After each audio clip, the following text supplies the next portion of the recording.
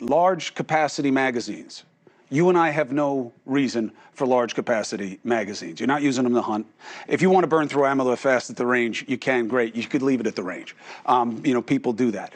There's only one good reason to have them, and it's to fire as many bullets as quickly as you can with a semi-automatic weapon. And we have seen that when you reduce them, you have fewer deaths.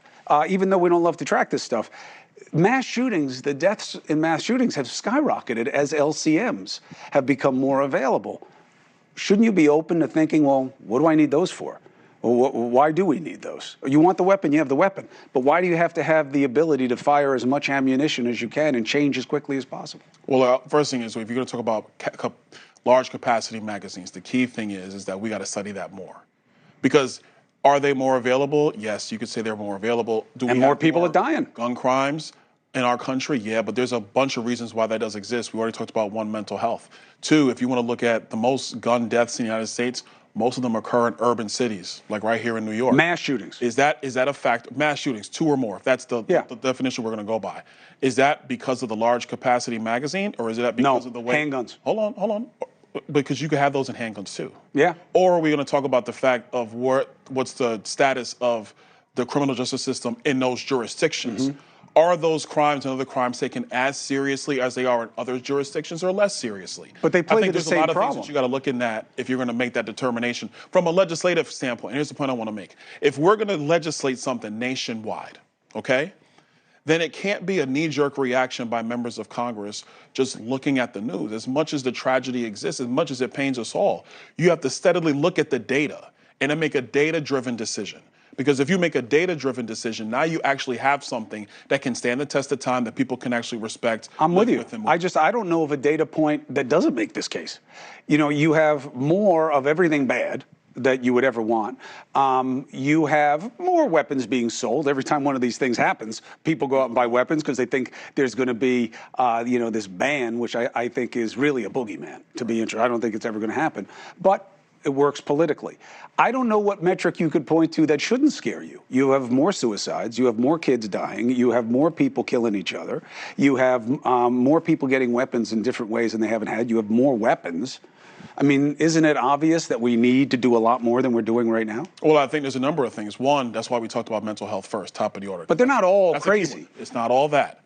Number two is you do have to figure out a couple other things. One, the culture around criminal justice. How are we treating crime? Are we taking it seriously? Number three, and this is a big one, young kids and just people in general as they move through our society. Are they feeling fulfilled? Are they actually getting the best out of life? Are they following their pursuits, their interests, their dreams? Is our economy shrinking their opportunities and what their personal franchise is going to look like going forward? Crime is driven by a lot of things. A lot of it's driven by desperation. I remember my pastor a long time ago, he said, people typically are about 10 seconds away to 15 seconds away from stupid. But when you're desperate, you're 3 seconds away.